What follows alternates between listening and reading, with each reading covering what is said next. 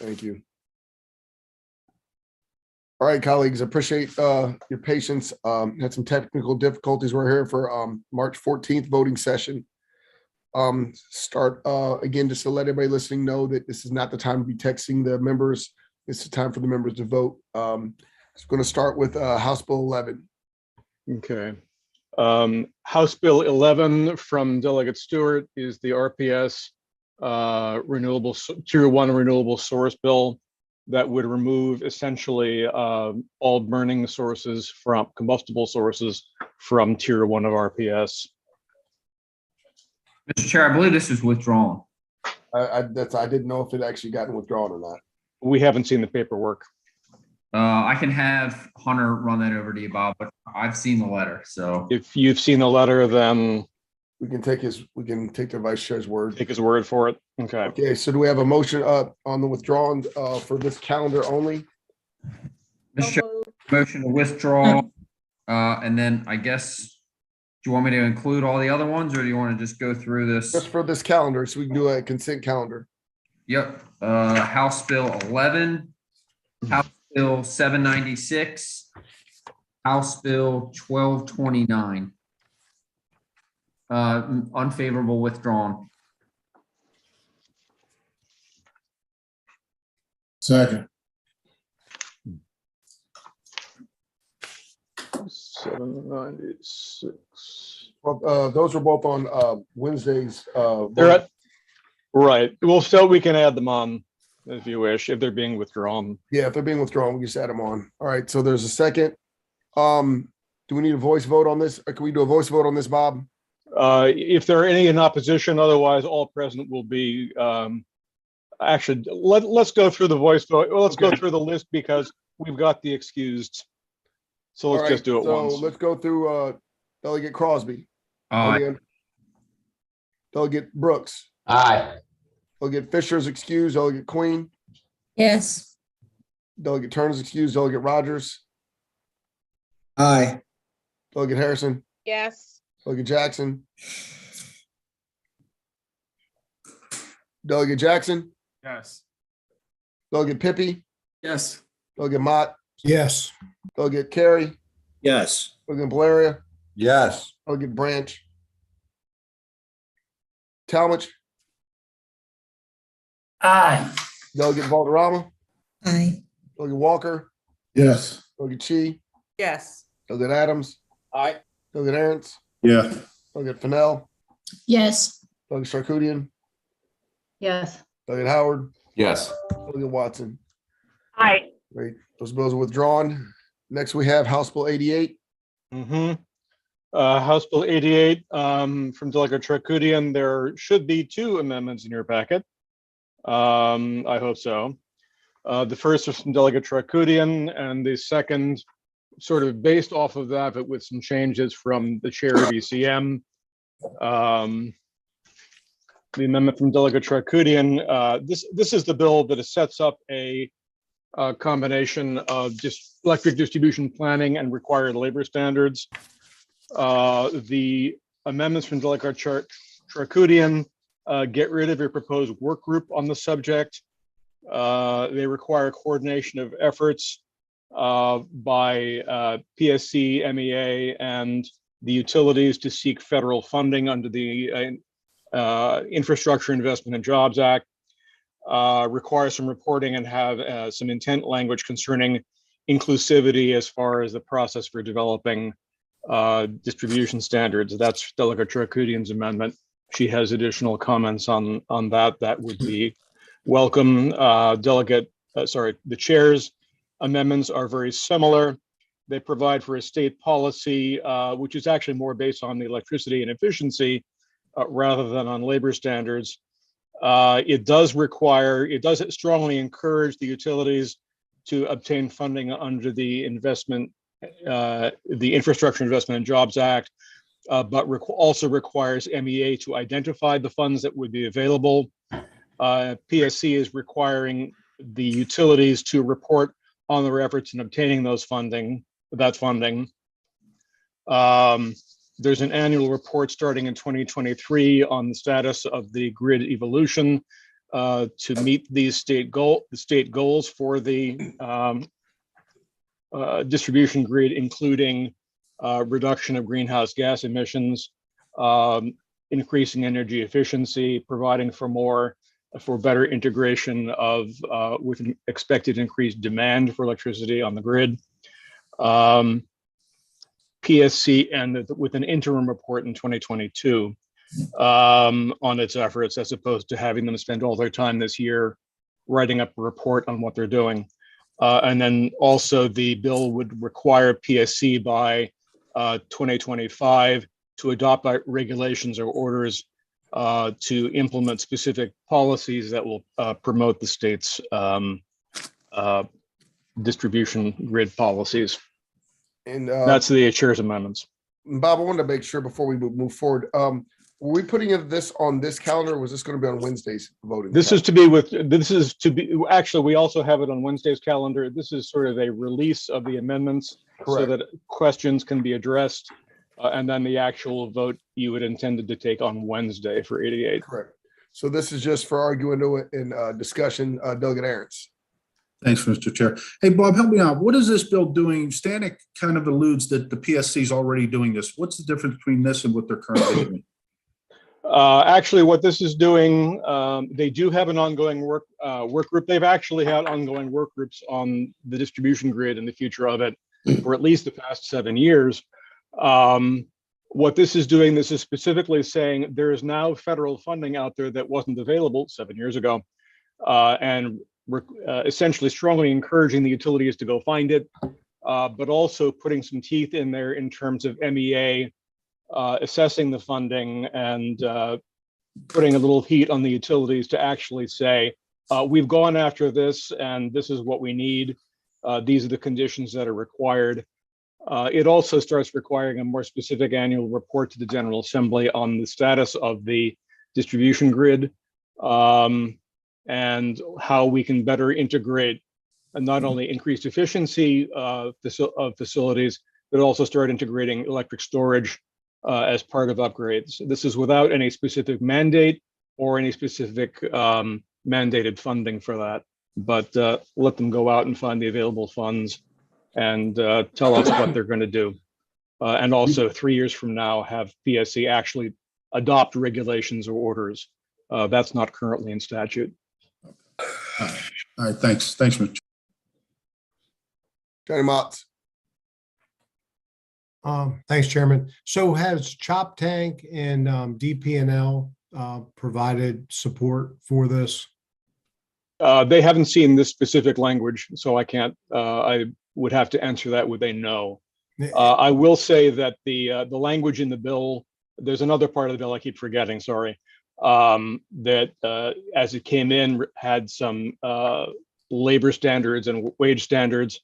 Those are only apply to investor-owned utilities and electric companies. And those are also being moved into the labor and employment article because they're really outside PSC's purview. Right. And the bill sponsor and the chair agreed with that. And they're also federal monies, correct, Bob? Correct. These are federal monies. Yeah. The labor standards are for federal monies. Okay. And I guess the follow-up question, I understand the general concept of the issue, and this may be for Laura or Bob, but as far as, addressing the issue, I mean, this is supposed to be a comprehensive way of looking at these deficiencies and these problems. What I guess at the end of the day, they're going to say, we're going to have to do X, Y, and Z, right? To accommodate the demand. And at the end of the day, that burden is going to be borne probably by ratepayers, not the influences that are creating the burden on the grid. Is that accurate? I'm not trying to pick the bill apart. I just want to make sure I understand it before I vote. No, I understand. And again, the bill will have to be voted Wednesday, not today, number one. Number two, I actually need to make a slight adjustment to the chairman's amendment, but we will take care of that. As you predicted, there was no. It's not me. I know. It was Chris. All right, Doug Charcuti. So to actually, if I can actually answer the question, Go ahead, Bob. typically infrastructure is paid for by the ratepayer. In this case, what we're also doing is requiring them to go out looking for federal funding, which essentially will then be, I won't say free money, but it's coming from a very different source, not directly from the ratepayer. And to the extent it's going to be for the labor standards, that will be only for those things that are funded by the Infrastructure Investment and Jobs Act. And you said we'll be voting this on Wednesday, not today? Correct, sir. Thank you. That's answered all my questions. Bill, good Charcudian. Excuse me. Thanks. I was just gonna, Bob said both things I was gonna say, which is like the crucial piece about the now is because often these things are ratepayer costs. Doing it now gets the federal money. But the other thing is, this doesn't say whether, like solar developers or ratepayers or whoever has to pay for the impact. What this says is that the PSC has to set regulations about how this transition is going to happen to meet state goals. So those regs could end up directing the funds to come from any number of sources, including federal money. To answer your question, Delegate Mouts, I don't know if that's helpful, but it doesn't say it has to come from a particular source. It says the PSC has to set regs about how distribution system planning is going to meet these state goals. And so those regs could direct the funds to come from any number of places. Okay. And if I may add, just by way of clarification, I'll be sending out a revised set of amendments later today. So that will more accurately reflect what the chair has asked for. Thank you. Okay, guys, that's all the discussion we'll have today. We'll have another chance, another bite at the apple. Johnny, reach out to your people. My colleagues on the other side of the aisle, please. Obviously, this is for discussion. We will have another discussion on Wednesday. So if you need to get your, ducks in order, that's fine. Next, we move on to House Bill. So that's held, yes. Yes, okay. Held. House Bill 171. House Bill 171 was heard last Thursday, is the carbon tax bill from Delegate Fraser Hidalgo. Move on favorable. Second. The motion is unfavorable. Any discussion? Okay. Delegate Crosby. Mr. Chairman, was that withdrawn or is it still up? No. No. We haven't got a withdrawal letter. So, any other questions? Delegate Crosby on the unfavorable. Aye. Delegate Brooks on the unfavorable.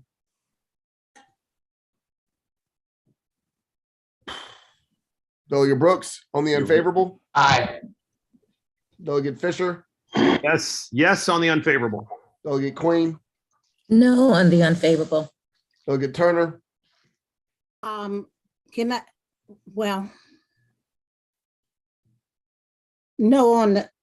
on the unfavorable. Delegate Rogers. Aye on the unfavorable. Delegate Harrison. Yes. Delegate Jackson. Yes. Delegate Pippy. Yes on the unfavorable. Delegate Mouts. Aye. Delegate Carey. Yes. Delegate Impalaria. Yes on the unfavorable. Delegate Branch. Yes. Delegate Valderrama. Aye. Delegate Walker. Yes.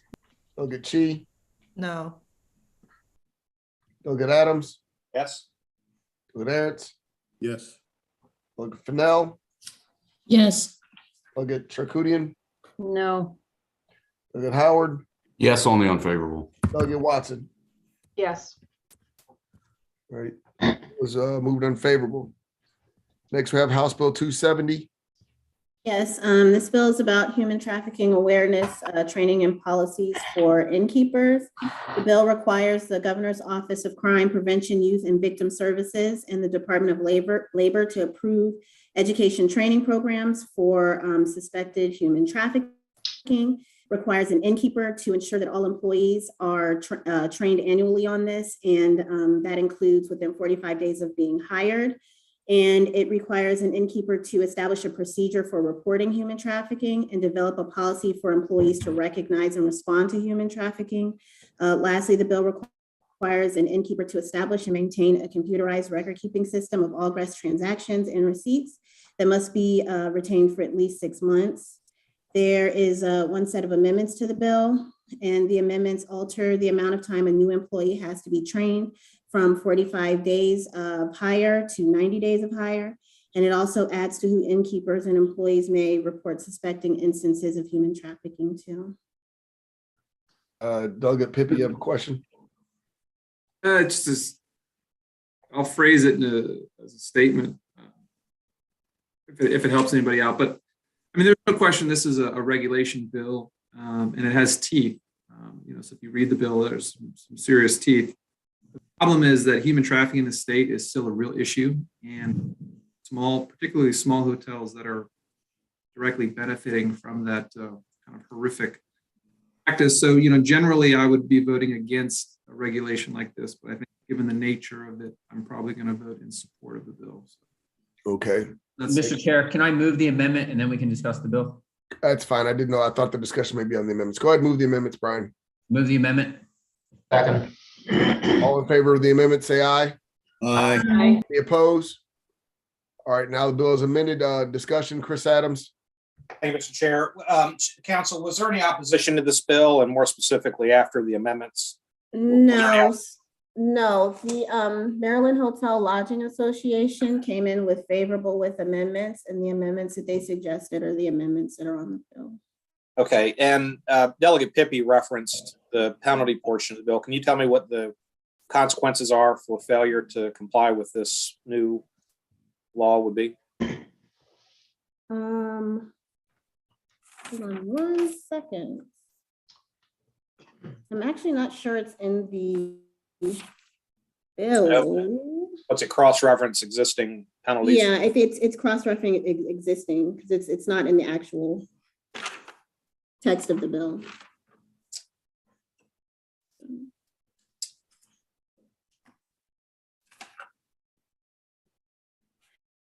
No, it's not in the actual text of the bill, but there is existing penalties, and I can read those to you if you would like. I just would like to know. Okay, so I'm inclined to say the same thing Delegate Pippi's saying, but I do want to hear what the penalty provisions are. yeah, understood. So a law enforcement may issue a civil citation for failure to post National Human Trafficking Resource Center hotline signs for 1 year. Violators are subject to a civil penalty of $1,000. Also, a person may not knowingly engage in prostitution, blah, blah, blah, blah, blah, blah, blah, all of this. And it's subject to imprisonment for up to 1 year and a $500 maximum fine. So the penalties are for, I guess, engaging in prostitution and not having the hotline.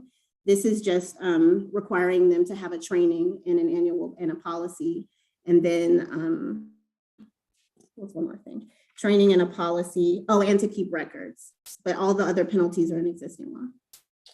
So just so I'm clear on this, the one that potentially puts somebody in a jail is if there's, are you saying if the innkeeper is involved in prostitution or engaging? Allow a building structure, a conveyance owned or under a person's control to be used for prostitution or to be used for prostitution. Okay, so the other record keeping parts are civil.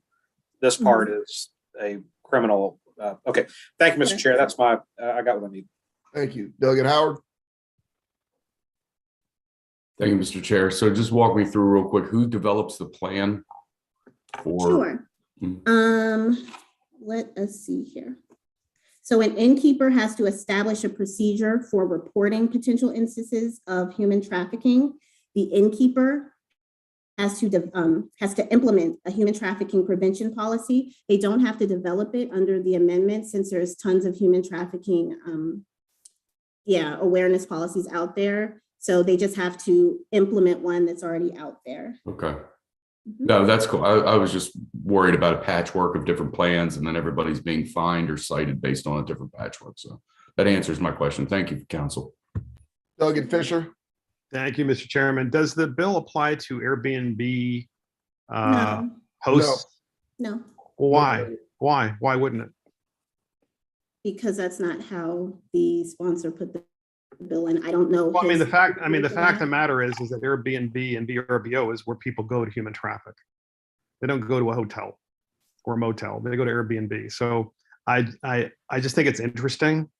Airbnb and VRBO have training mechanisms already on their sites, kind of, sort of, and it seems pretty good, pretty comprehensive. And on the level, I will tell you, as an Airbnb host, they're very helpful, and that's sufficient.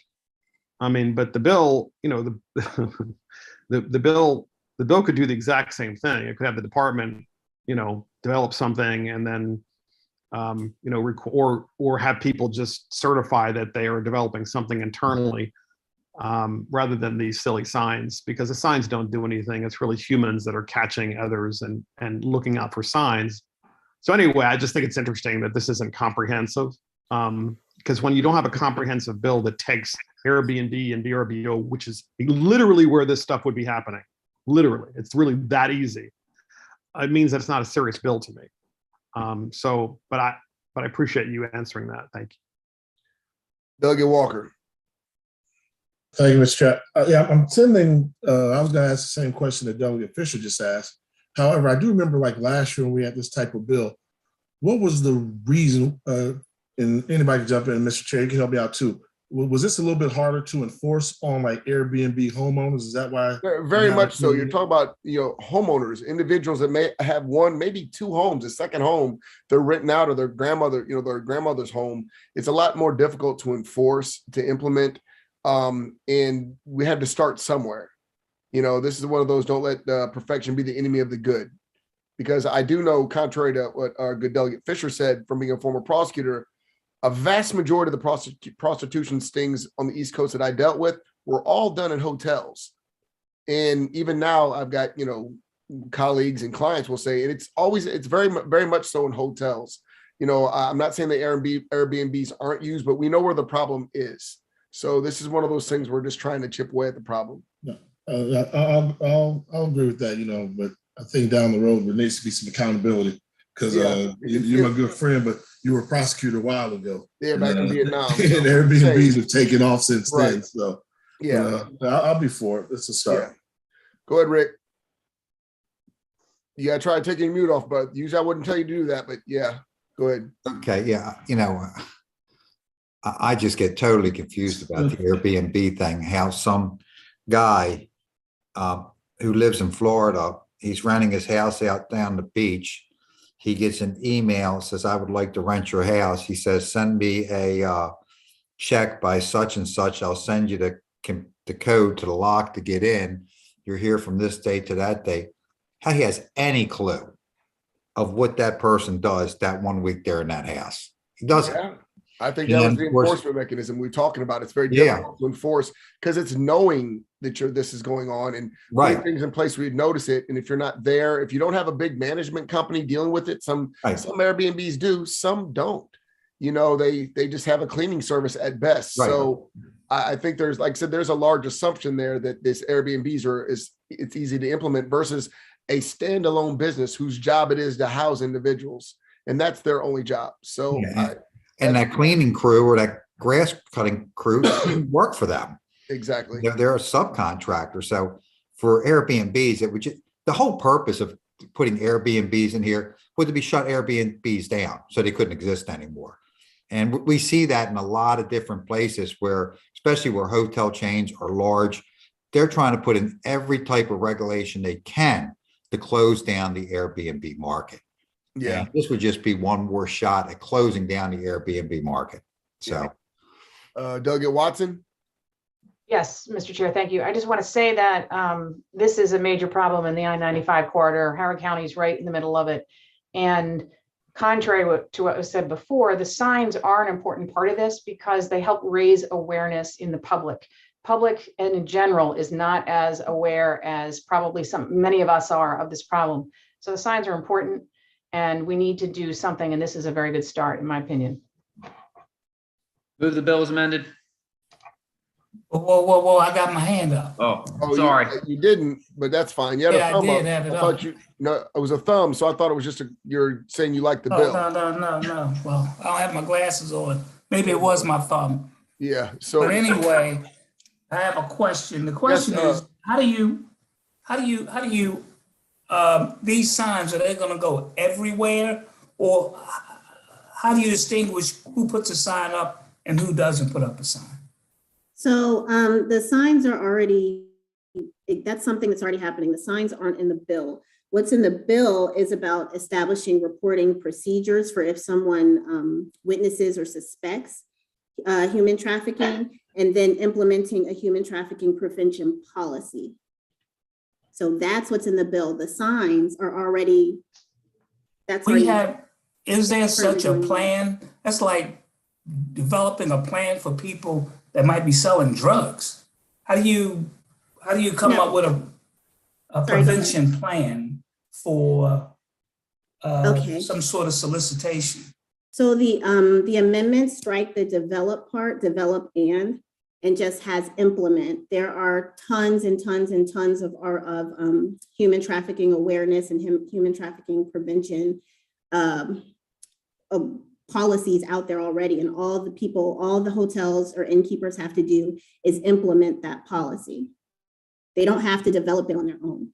So there are already places that do this, nonprofits, a lot of places make these policies, and all they have to do is implement the policy. They don't have to do research. They don't have to do anything of that nature.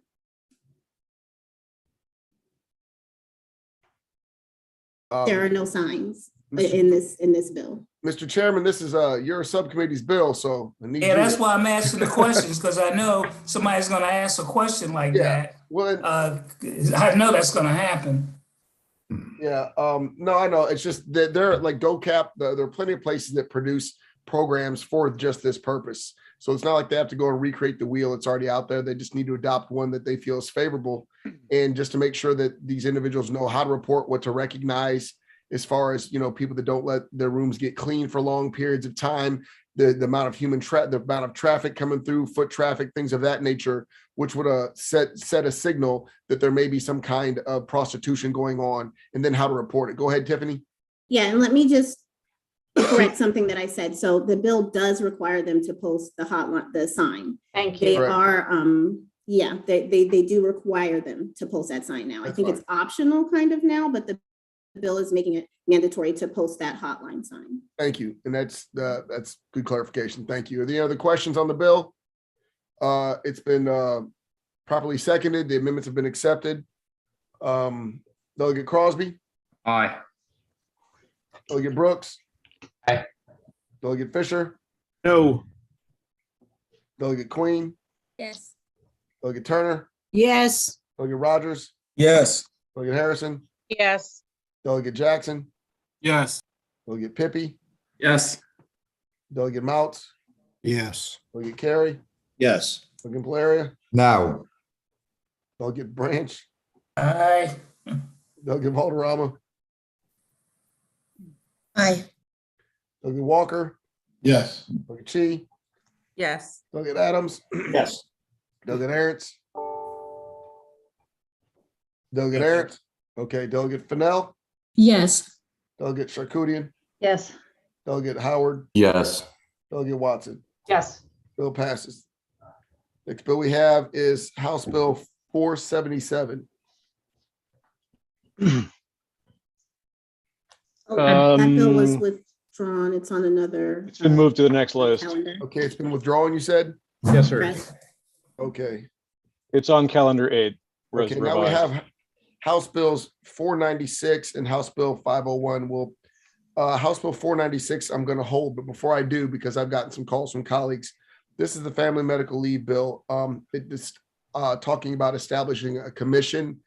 And for those listening, I want you to understand the commission is not what we did in 2017. And that was in 2017. So that was quite a while ago.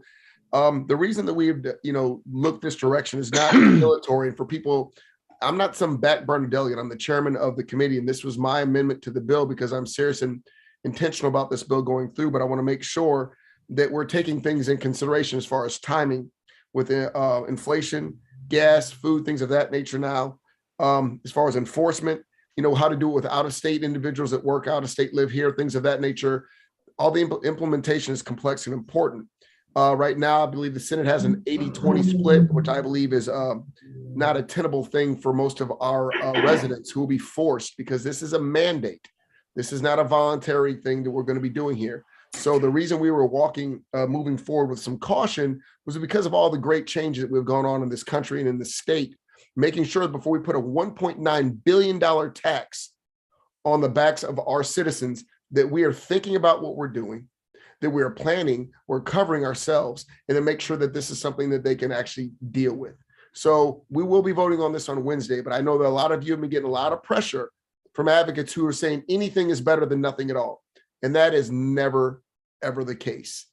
So we will be voting for this on another day. Please get all your complaints to my colleagues because I'm sure they'll be hearing about them. But I want you to understand this is done with some deliberate, because at the end of the day, we want to make sure we pass good legislation and good policy in a timely manner. Chris. Thank you, Mr. Chair. And we had a good discussion in subcommittee on this. I would only, for the record, say there are two things that are interesting to me as an employer, but also as a legislator, and that is this ever going to be able to be financially sustainable? That in an insurance aspect of work, the word is actuarially sound. Yes. And we will be doing a study on that, Chris. That'll be part of the bill. I'm putting in a minute right now for a study. That's why I'm asking, because I know it's public, and so I want to make sure that whatever study comes out of this, whether I'm in the General Assembly or not, I would hope that we wouldn't pass something that doesn't make financial sense. The other part, as an employer, and I've been in office for, this might be my 8th session, is we've passed a series of obligations and mandates on employers related to leave. In addition to that, there's federal leave, and I believe it's very important that whatever this commission does is that it studies both federal and state mandates related to leave, and at least at the minimum come to a general conclusion is if we pass this bill and it not be additive, in other words, if they're going to try to harmonize federal and state leave, that's what the intention is, because my worry is we're going to pass a bill like this and it's going to be on top of what are already very significant opportunities for employees to take leave. And so at the end of the day, whether I'm here or not, I would hope that this commission comes out with a very clear determination as to what that looks like. Thank you, Delegate Valderrama. Thank you, Mr. Chairman. I'll keep it very short. I just want to say first, thank you for listening to the advocates over the weekend, because I know you got bombarded with quite a bit of messages, as did I. But I believe the advocates know that you truly want to make this program move as well. With that said, I also had conversations on the Senate side, and I know they were talking about the 80-20 split, but I feel like there's quite a bit of negotiation going on that it may get to 50-50. I just wanted to put that out there. I'm not saying what is going to happen is going to happen. That right there is definitely not everything. I know. 80-20. If we're lucky, 75-25. And that to me is not a negotiation, but I got you. I understand, but thank you. One last question, actually, since we are going to move forward this week on this bill, you mentioned everyone get their complaints to the members and such. Would there be further amendments or any otherwise on the bill, or moving as is? Okay. Those will all be things up for discussion and for debate. That's why we're doing this on a separate day. Okay, thank you. Delegate Chi. Thank you, Mr. Chair. I just want to clarify, I think there's some confusion out there about the purpose of the commission. My understanding is we're not going back to square one to start the study all over again. This is not just a study move or a study bill. We're not turning it into a pure study bill. This is to make sure that we take into consideration the new economic dynamics of the past 2 years, because the study was completed before the pandemic. And now a lot of people are working from home. Some even moved out of state to work remotely. So which state law should apply to who? And which industry is going to be, most affected in what ways? I think these are nuances that are so new that we really don't have a ready model to apply right away. So I think that was the understanding. That was my understanding, at least. Not to say we're not going to do anything. This is a step before proper rollout, as far as I'm concerned. Please correct me if I'm wrong. No, that's exactly the point I was trying to make. You did it much more eloquent, of course. But it's very important that people understand this was not a dilatory tactic. We're not trying to kick the can down the road. We have an obligation here as elected officials, and that's a great policy. Not to react in panic, not to jump at the first thing that comes at our plate, just so we can have something. Because again, something is definitely not always better than nothing. So please be aware, our job is to create good policy, and that is exactly what we're trying to do here. So we will be discussing this again on Wednesday. I look forward to hearing from my colleagues individually and during the voting session. We'll move on. Do we want to move on House Bill 501 now, Brian, or you want to wait as well on that? No, I think we can move on favorable because we're going to move the other bill on Wednesday, and that's already been declared as the intent. So I would make a motion to move on favorable on House Bill 501. And I believe an understanding from Delegate Valderrama is there will be a sponsor change to House Bill 496. So it will not be me as the sponsor, not the chair or my delegate. Okay, so do we have a second on that unfavorable motion? Second. Okay, so it's Delegate Crosby, Aye. Delegate Brooks, Aye. Delegate Fisher, Yes. Delegate Queen, Yes. Delegate Turner, Yes. Delegate Rogers, Yes. Delegate Harrison, Yes. Delegate Jackson, Yes. Delegate Pippy, Yes on the unfavorable. Bouts, Yes. Delegate Carey, Yes. Delegate Valeria, Rick. There he He's is. here. There he is. I see him walking back in. Rick, we're on the unfavorable. Are you an aye? On the unfavorable, I'm a yes. Okay. Delegate Branch, Aye. Delegate Valderrama, Aye. Delegate Walker, Yes. Delegate Chi, Yes. Delegate Adams, Yes. Delegate Ants, Yes. Delegate Fennell, Yes. Delegate Charkoudian, Yes. Delegate Howard, Aye. Delegate Watson. Aye. All right, next bill is House Bill 526. This bill was held from last week's voting session. I believe the good delegate has had all of her questions answered. Delegate Charkoudian, is that correct? That is correct, Mr. Chair. I had all my questions answered. Thank you. Yeah, I answered them. Thank you. Thank you, Vice Chair. And I believe there are no amendments. So is there a motion on the bill? Move favorable. Is there a Second. second? Outstanding. Any discussion? As such, no discussion. Delegate Crosby, Aye. Delegate Brooks, Aye. Delegate Fisher, No. Delegate Queen, Yes. Delegate Turner, Yes. Delegate Rogers, Yes. Delegate Harrison, Yes. Delegate Jackson, Yes. Delegate Pippy, Yes. Delegate Mouts, Yes. Delegate Carey, Yes. Delegate Valeria, No. Delegate Branch, Aye. Delegate Valderrama, Aye. Delegate Walker, Yes. Delegate Chi, Yes. Delegate Adams, Yes. Delegate Ants, Yes. Delegate Fennell, Yes. Delegate Charkoudian, Yes. Delegate Howard, Yes. Delegate Watson. Aye. Bill passes. Next is House Bill 550. House Bill 550 came out of Alcoholic Beverages Subcommittee favorable with an amendment. The bill, as it came in, simply extended by 6 months the sunset of last year's bill to allow manufacturers to deliver their own goods in state, as well as to make changes to the offsite permit system and correct some gallonage limitations for small producers.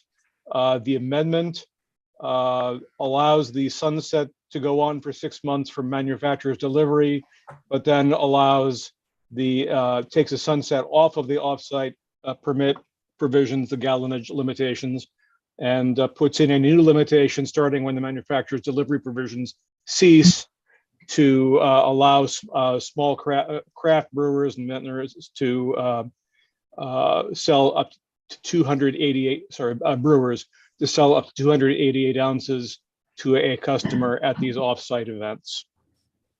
Move the amendment. Second. Any opposition to the amendment? All right, as a whole, the bill, Delegate Adams. As amended, was there any opposition to this bill? No, sir. Thank you. All right, any more questions? Seeing none. Delegate Crosby, Aye. Delegate Brooks, Aye. Delegate Fisher, Yes. Delegate Queen, Yes. Delegate Turner, Yes. Delegate Rogers, Yes. Delegate Harrison, Yes. Delegate Jackson, Yes. Delegate Pippy, Yes. Delegate Mouts, Yes. Delegate Carey, Yes. Delegate Valeria, Yes. Delegate Branch, Yep. Delegate Valderrama, Aye. Delegate Walker, Yep. Delegate Chi, Yes. Delegate Adams, Yes. Delegate Ernst, Yes. Delegate Fennell, Yes. Delegate Sarkoudian, Yes. Delegate Howard, Yes. Delegate Watson. Yes. House Bill 568. Next bill is House Bill 568. House Bill 568 was reported favorable in subcommittee. It authorizes a title insurance producer to disperse brokerage payments to an associate real estate brokers, to real estate salespersons, or a business entity formed by salespersons and associate brokers. Are there any There are no questions? amendments. Delegate Aaron, you have a question? Yes, sir. Mr. Chair, I've been getting a few calls, and it's odd of getting them from brokers and not title companies. I knew I'd make your day. I just was wondering if I could do a little more homework on this. Could we hold this till Wednesday? For you, Delegate Aaron, anything. Thank you, sir. That's so kind. That's Now, fine. Put that bill my on hold. vice chair position, my chairman position. Or hold that bill. All right, next is House Bill 661. What happened to 569? I'm sorry. Gonna hold that one for. Holding that one. Thank you. Okay. House Bill 661 requires a food service facility that offers kids' meals for sale as the default beverage, with the children's meal to be water, certain milks, and certain fruit and vegetable juices. A food service facility may offer a lawful beverage as a substitute or alternative to the default beverage on request. And there are no amendments to this bill. Move on favorable. Second. Any discussion? Delegate Crosby, Aye. Delegate Brooks, Aye. Delegate Fisher, Yes, on the unfavorable. Delegate Queen, Yes, on the unfavorable. Delegate Turner. You can go no, Delegate Turner. Yes, no. Was it? Well, okay, Delegate Rogers. What was that vote? I'm What was sorry. that? That was a no. Thank you. Delegate Rogers, Yes, on the unfavorable. Delegate Harrison, No. Delegate Jackson, Yes. Delegate Pippy, Yes on the unfavorable. Demouts, Yes. Delegate Carey, Yes. Delegate Valeria, Yes, on the unfavorable. Delegate Branch, Yep. Delegate Valderrama, No. Delegate Walker, No. Delegate Chi, No. Delegate Adams, Yes. Delegate Aaron's, Yes. Delegate Fennell, No on the unfavorable. Delegate Sarkoudian, No. Delegate Howard, Aye. Delegate Watson. Yes. The bill goes down. Next bill is House Bill 696. House Bill 696, actually, this is a bill you've seen and passed before. ENT this is the electric school bus program bill. The amendment from this chamber, from this body, moves one reporting date, corrects it. ENT decided to add some co-sponsors, so we have to do that. We have to vote on the same amendment. Delegate Walker, you have a question? Yes. Can I be added as a co-sponsor as well? That will require the amendment to go back to ENT. It's up to you all. This is why we have it again, because they all wanted to tack their name on after we voted for Yeah, it. all right, yeah, don't worry about it. I'm out of here. Well, if you want to slow it down further, that will do it. I mean, Delegate Rogers, your real hand is up. yes, thank you, Mr. Chair. So I mean, to Delegate Walker's point, I mean, could we add ourselves on as sponsors to the bill at this point? Yeah, but then it's gonna have to go back to ENT. Mm-hmm. They're gonna have to go through this whole rigmarole again to do essentially what? Add us to where they added themselves. Got all week. Well, I would hate to short my colleagues since their colleagues chose to jump on. So if you guys very much want to do this, I am very much a party to doing it as well. So Bob, Yep. apologize for giving you more work to do. Oh, no, that's fine. Just tell me who it is. Okay, do I need to, who wants to be on the amendment? Everybody. Okay, Well- Rogers, let me go through. Rogers, Walker, I think I'm on the bill already. just in case. Let me raise my hand. Keep your hands up till he calls your name, guys. Valderrama, I'm gonna raise it. Just Fennell, Charcudian, Jackson, Carey, Queen, Okay, got me. Turner, Brooks,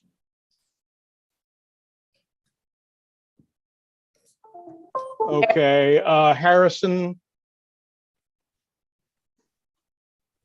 Let me see if there's anybody else that I'm not seeing. Let me read off the list Did of you get those that I Fisher? have. Did you get Fisher?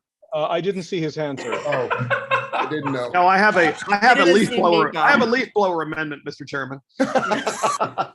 Okay, so You didn't see my hand. so members, the ones that would like to be added on, if they're not already there, that I have are Walker, Chi, Rogers, Valderrama, Fennell, Charcudian, Jackson, Carey, Queen, Turner, Brooks, and Harrison. Is there anyone I've missed? Please tell me. Watson, Watson, okay. May I assume that I'm simply interspersing these members by alphabetically along with their folks? I would imagine so. Yes. I will be happy to prepare that amendment. If the committee is okay with approving the amendment with those added names, we will then revise the amendment and send it back to ENT and let them know what they've done. Do we need to put this on the voting list for Wednesday, Bob? Or No, we- I can just add them now. So you do that, we're doing the verbal amendment? Correct. You accept that? Is there a motion on the verbal amendment? Motion on the verbal amendment. Second. Second. Okay, all in favor? Aye. Any opposed? aye. Aye. Okay, now on the bill as amended. Move the bill as amended. Second. Thank you. Delegate Crosby, Aye. Delegate Brooks, Aye. Delegate Fisher, No. Delegate Queen, Yes. Delegate Turner, Yes. Delegate Rogers, Yes. Delegate Harrison, Yes. Delegate Jackson, Yes. Delegate Pippy, No. Delegate Mounts, No. Delegate Carey, Aye. Delegate Valeria, No. Delegate Branch, Aye. Delegate Valderrama, Aye. Delegate Walker, That would have been funny if nobody moved the bill, but yes. Delegate Chi, Yes. Delegate Adams, No. Delegate Aaron's, No. Delegate Fennell, Yes. Delegate Charcudian, Yes. Delegate Howard, No. Delegate Watson. Hi, yes. The bill as amended passes. Next is House Bill 719. House Bill 719, as it came in, requires the Commissioner of Labor and Industry to release specified information regarding a minor with a work permit to workforce development boards, apprenticeships, and educational organizations registered with the Department of Labor, unless the parent opts out. The amendment changes the bill to require parental consent before the information can be released. Move the amendment. Second. Okay, on bills amended, go ahead, Delegate Aaron's. Just my quick question. You said opt out versus opt in. The bill, as it was originally drafted, made them share the information unless the parents opted out.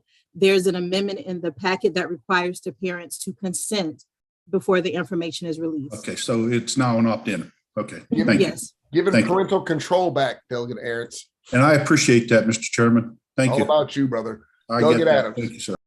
All right, so what is the parent or guardian consenting to when they opt in? The release of the information. So the information is the name, the address, the telephone number, and the date of birth of the minor who has a work permit. Who would be a potential recipient of that information? It goes to workforce development boards and apprenticeships and educational organizations that are registered with the Department of Labor. So this can't be somebody just like me asking for the list of people with work permits No, you would have to be registered with the Department of Labor to get it. specifically for this, or is there a general I'm trying to understand. Say that again, Erica, if you don't So mind. you would have to be registered with the All right, Department. all right. So what does that registration look like? Is that for just this issue, or is Just there this, more? for the work permit, yes, just this. Okay, so for example, a union could say, I want to register for the purpose of receiving all the minors' information, how to get up with them. If the union is already a registered union with the Department of Labor, they could request the information. Okay. Are the in this example, are the unions getting the child's cell phone number, maybe their home address? What's the It would be the information that's listed on the work permit. So if the work permit, if they put their parents' cell phone number, that would be the number that the organization would have access to. Okay, so the child's home address would be given to the unions. Are there any organizations that are prohibited from registering for this? That I don't know offhand. So let's just say that let's say I'm an employer and I wanted to participate in this particular plan for, I can think of 100 reasons why we shouldn't pass this bill. Let's just pick one that would mean I would pass the bill. Is that I'm an employer, a company, let's say I have 500 employees, and I would love very much to find out who in the world in Maryland would be willing to come to work as an intern or under the work permit program. Can a private business register for this information? So it wouldn't be for a business. It would have to be for a work development board or an apprenticeship program. So if for whatever reason, IBM wanted to get a list of minors with the work permit, they couldn't do it because they're not a development board or an apprenticeship or an educational organization. So you would have to be one of those. So how would a private business create a board that would qualify for registration? I'm not sure how a private business would create a board, but I'm sorry. Is it possible for a private business with 500 employees to create a quote unquote board for the purpose of gathering this registration information and then receiving it? To create a workforce development board, or they would have to go through whatever process the Department of Labor has set up for it. I'm not familiar with all of that process offhand, but if there's a process that the Department of Labor has to set up a workforce development board or an apprenticeship, they would have to go through that same process. Mr. Chair, could I hold this bill? I'm super concerned about it, whether we pass it or not. I want to make sure that there's certain, I have questions and we're going to take longer than I've got, or I'm assuming you have for this. So can you reach out to council about these questions? Yes. Okay. All right. So we'll hold this one for your questions because I do appreciate you, taking this offline. So thank you. Okay. You saw how that worked, Delegate Aaron's, right? All right. The next one is going to be Delegate House Bill 818. House Bill 818 is the bill to allow community solar subscriber organizations to participate in utility consolidated billing. The amendment from Chair ECM would delay the effective date to be July 1st, 2023. Move the amendment. Second. All in favor of the amendment? Any opposed? Amendment passes. Okay, on the bill as amended. Second. As amended. Yeah. Second. Any questions? I see Delegate Fisher has a question. Just real quick, is there a reimbursement that's going to the utility that's doing the billing? This isn't changing the system at all. There's no specific direction under the bill to have reimbursement for the utility or not. It's the existing system. Okay, thanks. Any other questions? Seeing none. Move the bill as amended. Second. Outstanding. Thank you. All right. Delegate Crosby. Aye. Delegate Brooks. Aye. Delegate Fisher. No. Delegate Queen. Yes. Delegate Turner. Yes. Delegate Rogers. Yes. Delegate Harrison. Yes. Delegate Jackson. Yes. Delegate Pippy. No. Delegate Mouts. Nope. Delegate Carey. Yes. Delegate Napolaria.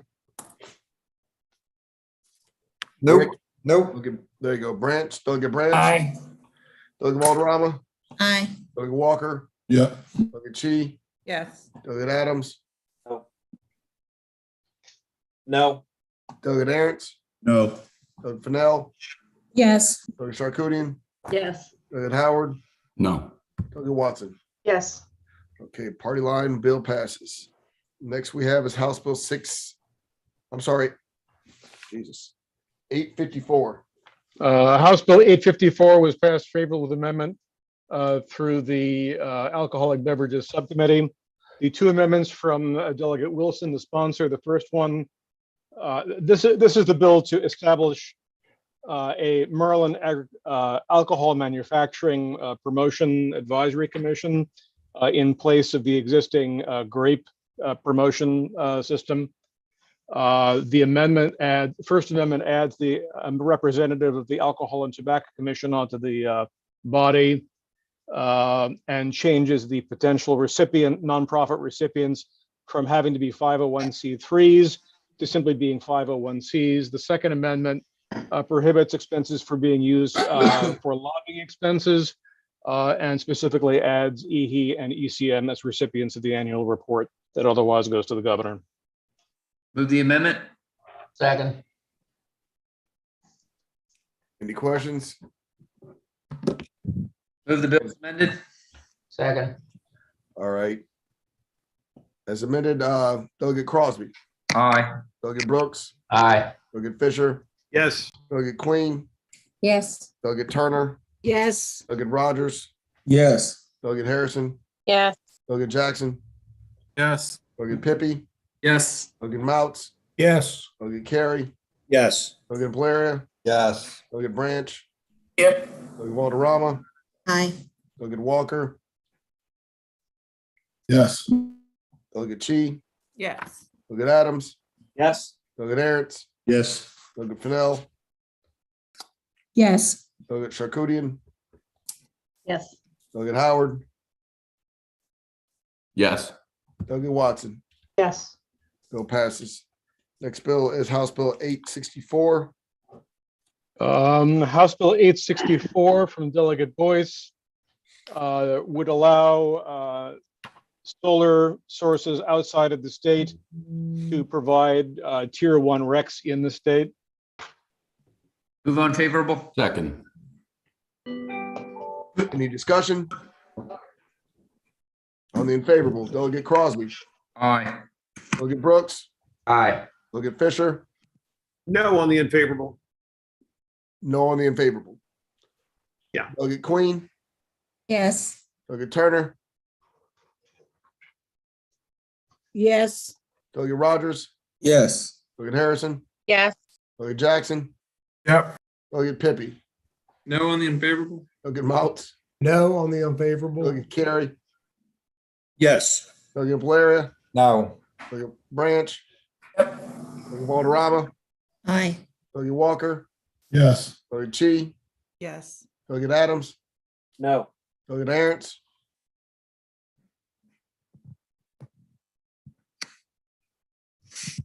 Delegate Aaron's, No, no, no. outstanding. Delegate Fennell, Yes on the unfavorable. Delegate Charkoudian, Yes. Delegate Howard, No on the unfavorable. Delegate Watson. Yes. All right, bill moves unfavorable. Next, we have House Bill 867. House Bill 867 is a bill where we are secondary, but the Alcoholic Beverages Subcommittee made a recommendation unfavorable.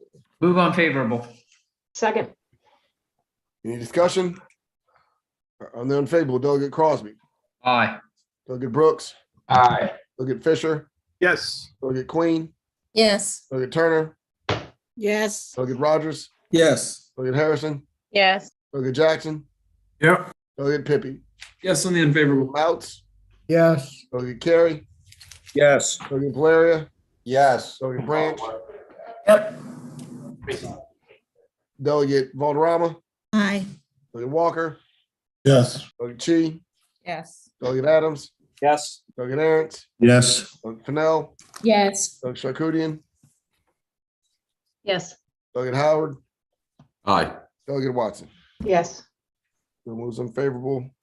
Next bill is House Bill 926.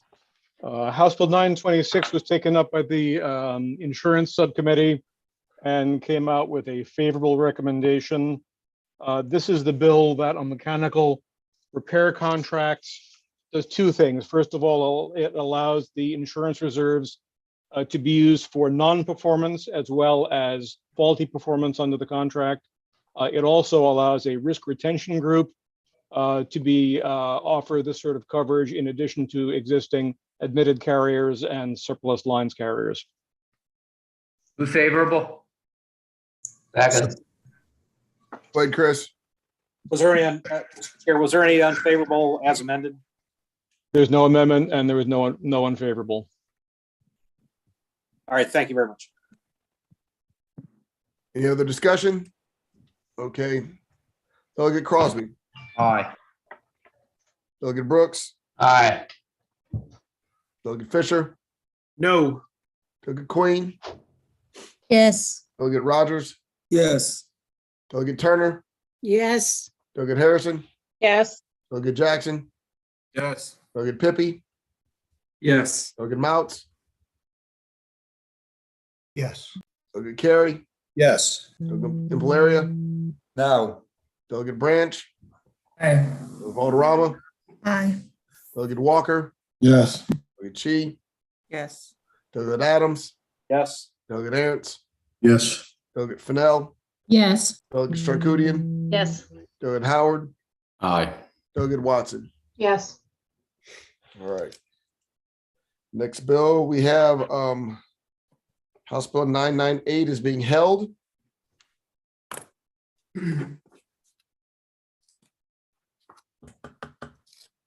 House Bill 1000. House Bill 1000 requires a board or commission to grant a professional occupational license to an applicant if the applicant completes a federally approved apprenticeship, passes a state board required examination, and pays applicable licensing fees. The boards or commission may also establish a standard apprenticeship program that must include specified minimum thresholds. There are no amendments. Move the bill as amended, or excuse me, move the bill favorably. Second. Any discussion? Delegate Crosby. Aye. Delegate Brooks. Aye. Delegate Fisher. No. Delegate Queen. Yes. Delegate Turner. Yes. Delegate Rogers. Yes. Delegate Harrison. Yes. Delegate Jackson. No. Delegate Pippy. No. Delegate Mouts. Yeah, or no. I'm sorry, no. I'm having trouble with my buttons. You're fine. Delegate Carey. Yes. Delegate Impalaria. No. Delegate Branch. Aye. Delegate Valderrama. Aye. Delegate Walker. Yes. Delegate Chi. Yes. Delegate Adams. No. Delegate Ernst. No, sir. Delegate Fennell. Yes. Delegate Charkoudian. Sorry. Yes. Delegate Howard. No. Delegate Watson. Yes. Outstanding. Next bill is House Bill 1001. House Bill 1001, and there's an amendment in your packet. This is the bill to require Human Services Office of Home Energy Programs to use uniform criteria for considering redetermination of eligibility for EUSP and MEP. The amendment in your packet corrects an error in last year's legislation on the Power to the People pilot program by changing 2 full-time positions to be 2 part-time positions. Move the amendment. Second. All in favor of the amendment, say aye. Aye. Aye. Opposed? Aye. Okay, bill is amended. Delegate Ernst. Bob, you went through that pretty quick. Who's define the eligible person for me? What These are the people who are at or below 175% of poverty, essentially, and are for EUSP. They're looking for either arrearage retirement or bill assistance, and for Maryland Energy Assistance Program, which is entirely federal, and that's funded by ratepayers. federally, the Maryland Energy Assistance Program, which is funded by the feds, provides energy assistance for all sorts of energy sources: electric, gas, coal, charcoal, kerosene. Thank you. Thank you. Move the bill as amended. Second. I see, hold on, Delegate From Howard. Delegate Howard. Sorry. Yeah, just for clarity, what's 175% of? Varies with the household size. Yeah, I don't know. I don't have it right offhand. It's usually somewhere in the $30,000 Okay, so range. give me a household of 2 or 4. I Two think kids, four. 2 I think adults. 4. It's typically like $32,000. Right, so 175% of $32,000, household of 4. No, the 170, 32,000 is the income level. That's 100 and that's the 175% of poverty. I think I don't have it off the top of my head. I apologize. So for a family of 4, I just Googled quickly, it would be 26,500. So 175% of that is 41,125. Yeah. Thank you. Any other questions? Bill is amended. Second. Outstanding. Delegate Crosby. Aye. Delegate Brooks. Aye. Delegate Fisher. Yes. Delegate Queen. Yes. Delegate Turner. Yes. Delegate Rogers. Yes. Delegate Harrison. Yes. Delegate Jackson. Yep. Delegate Pippy. Yes. Delegate Mouts. Yes. Delegate Carey. Yes. Delegate Palaria. Yes. Delegate Branch. Yep. Delegate Valderrama. Aye. Delegate Walker. Yep. Delegate Chi. Yes. Delegate Adams. Yes. Delegate Ants. Yes. Delegate Fennell. Yes. Delegate Charkoudian. Yes. Delegate Howard. Yes. Delegate Watson. Delegate Watson. Yes. Okay. We're holding Bill 1083 for now. Next one we have is Bill 1085. House Bill 1085 was the bill to, I'm sorry, I'm just getting some of this. The 1085 is the wood waste portion of the Tier 1, rewriting the the biomass requirements for qualifying under Tier 1 of the RPS. Move on favorable. Second. And let you know, colleagues, I did speak with Delegate Buckle. I explained to him the whole thing about not really trying to do anything to alter the RPS. This is my first year as a chairman, so he does understand. So I wasn't dismissing what he was doing. I just didn't want to kick open that can of worms because I didn't know it was going to come out. So he does understand. Delegate Fisher. Thank you, Mr. Chairman. No, I hear what you're saying. I just wanted to, and I did say this last year too, because we had this bill last year. We've had this bill several times. This is a bill that actually would promote growing trees. So it's unique to have a bill that uses market forces to grow trees, but that's literally what this bill does. So I tell you, it would be pretty cool to pass a bill like this. It's one of the few that I've seen that actually make a lot of sense, where Democrats and Republicans would agree that planting more trees is good, and market forces to encourage people to do so would be really good legislation. Thanks. No, and I'm not going to belabor that point. I explained what we discussed earlier, so I appreciate your input there, Mark. Any other input? Or was this bill moved unfavorably and seconded? Yes. It was. Okay, so Delegate Crosby on the unfavorable. Aye. Delegate Brooks. Aye. Delegate Fisher. No. Delegate Queen. Yes. Delegate Turner. Aye. Delegate Rogers. Aye. Delegate Harrison. Aye. Delegate Jackson. Yes. Delegate Pippy. No. Delegate Mouts. No. Delegate Carey. No. Delegate Palaria. No. Delegate Branch. Aye. Delegate Valderrama. Yes. Delegate Walker. Delegate Walker is excused. Delegate Chi. Yes. Delegate Adams. No. Delegate Ernst. No, sir. Delegate Fennell. Yes. Delegate Charkoudian. Yes. Delegate Howard. No. Delegate Watson. Delegate Watson. I'm sorry, I was on mute. Yes. Thank you. Bill goes down. House Bill 1203. House Bill 1203 specifies that a private sector employer may not require, as a condition of employment or continued employment, an employee or prospective employee join or remain a member of a labor union, pay any dues, fees, assessments, or other charges to a labor organization, or pay any charity or another third party an equivalent amount in lieu of a payment to a labor organization. Move on favorable. Second. Is there any discussion? Okay, Delegate Crosby. Aye. On the unfavorable, Delegate Brooks. Aye. Delegate Fisher. No on the unfavorable. Delegate Queen. Yes. Delegate Turner. Yes. Delegate Rogers. Yes. Delegate Harrison. Yes. Delegate Jackson. Yes. Delegate Pippy. No. Delegate Mouts. No. Delegate Carey. Yes. Delegate Valeria. No. Delegate Branch. Yep. Delegate Valderrama. Aye. Delegate Walker. You excused? Excuse, apologize. Delegate Chi. Yes. Delegate Adams. No. Delegate Aaron's. No. Delegate Fennell. Yes. Delegate Charkoudian. Yes, on the Delegate unfavorable. Howard. No on the unfavorable. Delegate Watson. Aye. Bill moves unfavorable. Next bill is House Bill 1204. Yes, this bill establishes the Decentralized Financial Regulatory Sandbox Program to enable a person to obtain limited access to the financial market in Maryland in order to test a product or service without obtaining a license or other authorization. There are no amendments to this bill. Move on favorable. Second.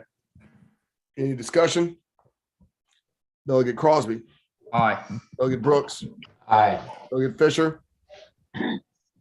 Aye, actually. Yes. Delegate Queen. Yes. Delegate Turner. Yes. Delegate Rogers. Yes. Delegate Harrison. Yes. Delegate Jackson. Yes. Delegate Pippy. Sure. Delegate Mouts. Yes. Delegate Carey.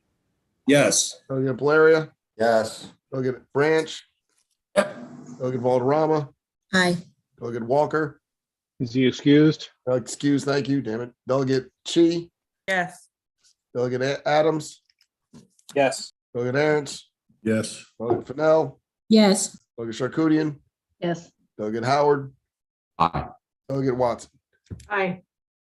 All right, House Bill 1238, I'm holding for one day, or Wednesday, we'll have that back on the voting list. House Bill 1265. House Bill 1265 requires the state boards of barbers and the state board of cosmetologists to simply have a conversation to identify duplicative regulations to make it easier for people attempting to get both licenses, both a barber's license and a cosmetologist. There are no amendments. Move favorable. Second. Any questions? Any discussion? Seeing none. Yeah, I just wanted to say, Mr. Chairman, that's a unique list of people that have sponsored that bill. Just thought that point that out. Very much so. Very much so. Couldn't agree with you more. So on the favorable, Delegate Crosby. Aye. Delegate Brooks. Aye. Delegate Fisher. Yes. Delegate Queen. Yes. Delegate Turner. Yes. Delegate Rogers. Yes. Delegate Harrison. Yes. Delegate Jackson. Yes. Delegate Pippy. Yes. Delegate Mouts. Yes. Delegate Carey. Yes. Delegate Valeria. Yes. Delegate Branch. Yep. Delegate Valderrama. Aye. Delegate Chi. Yes. Delegate Adams. Yes. Delegate Aaron's. Yes. Delegate Fennell. Yes. Delegate Charkoudian. Yes, sorry. Delegate Howard. Yes. Delegate Watson. Yes. Okay, next bill is House Bill 1272. House Bill 1272 prohibits an employer from deducting a health coverage surcharge from the wages of an employee who has not undergone an elective medical procedure unless the employee expressly authorizes the deduction in writing. Move favorable. Move unfavorable. Second. Second on the favorable or second on the unfavorable? Unfavorable. Any Who discussion? does this bill, who would this bill apply to? Apologize. Who would this bill apply to? Council? That's As it would, It would be the employer couldn't deduct money from the employee's paycheck. So if I was a pregnant woman and I didn't want to get a COVID shot because I was pregnant, an insurance company could charge me a surcharge now, correct? But under this bill, they couldn't. I don't know if the insurance would charge or if the employer is charging it. Because based on the bill, it prohibits the employer from deducting a health coverage. Exactly. So an employer, a pregnant woman that didn't want to get a COVID shot, or some other person didn't want to get a elective or semi-elective surgery for a religious reason or any other reason, it's really, quite frankly, none of our business. This would protect an employee from being charged more versus an employee who didn't and just went along and got that elective or semi-elective procedure, correct? So essentially, by not doing this, we could be creating a disparity in the workplace, in that if somebody doesn't choose to do that, they would be being charged more money. Is that correct? That's the nexus of the bill. I'm just trying to get your legal. It would be if the employer made a decision to do that.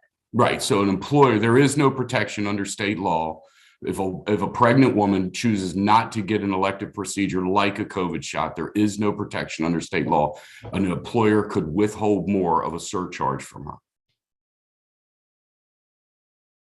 That's the nexus of the bill. Counsel, I don't believe, can a woman be punished because she's pregnant? But she's choosing I'm not asking to do an counsel, hold elective. on, I'm asking the counsel. Solely because she's pregnant, can she be punished or treated differently? No, the EEOC has laws against that. But if she chooses not to do this elective procedure, like a COVID shot, Because of her pregnancy, then she would be protected under EEOC. what about religious purposes? The EEOC would cover that as well. Correct. What about someone that might be transitioning? Believe, depending on That might come up under gender for the EEOC as well. correct. Might. Okay, because that's one of the things I was concerned about too, is that there could be a surcharge as people transition. There's a stigmatism about dysphoria and those type of things. So, but okay, thank you. Interesting discussion. Thank you. Are there any questions? It's been seconded for an unfavorable. Delegate Crosby. Aye. Delegate Brooks. Aye. Delegate Fisher. No. Delegate Queen. Yes. Delegate Turner. Aye. Delegate Rogers. Yes. Delegate Harrison. Aye. Delegate Jackson. Aye. Delegate Pippy. No. Delegate Mouts. Nope. Delegate Carey. Yes. Delegate Impalaria. No. Delegate Branch. Yes. Delegate Valderrama. Aye. Delegate Chi. Yes. Delegate Adams. No. Delegate Aaron's. No. Delegate Fennell. Yes. Delegate Charkoudian. Yes. Delegate Howard. Oh, Delegate Watson. Aye. Bill fails. House Bill 1339. House Bill 1339 from Delegate Kerr would set up a new procedure for cybersecurity. This is the one where they, according to testimony, they affected public utilities and interviewed a staff with Public Service Commission, but didn't actually involve them in extended conversation. Move on favorable. Second. Any discussion? Delegate Crosby. Aye. Delegate Brooks. Aye. Delegate Fisher. Yes. Delegate Queen. Yes. Delegate Turner. Yes. Delegate Rogers. Yes. Delegate Harrison. Yes. Delegate Jackson. Yep. Delegate Pippy. Yes. Delegate Mouts. Yes. Delegate Carey. Yes. Delegate Impalaria. Yes. Delegate Branch. Yep.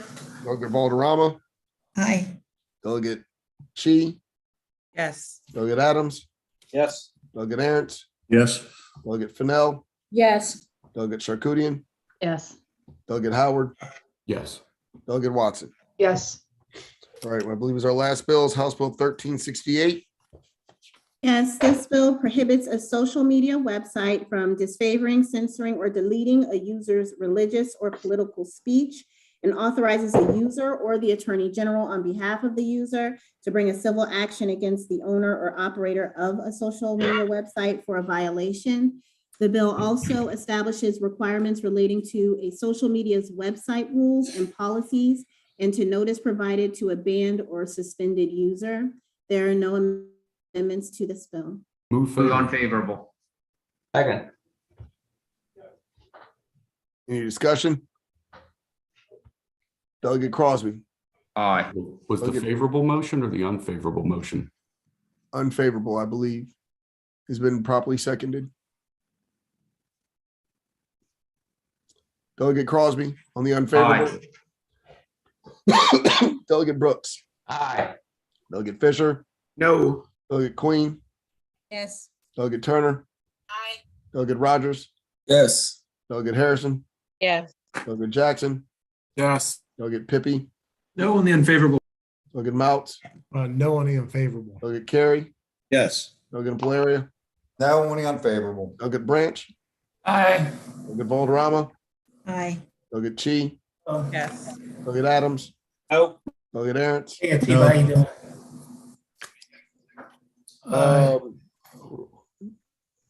There we go. Delegate Fennell. Yes. Delegate Charcudian. Yes. Delegate Howard. Oh, Delegate Watson. Yes. Okay, colleagues, that's all the bills for our voting list. We have a calendar of pure withdrawns, or Yes. calendar 8.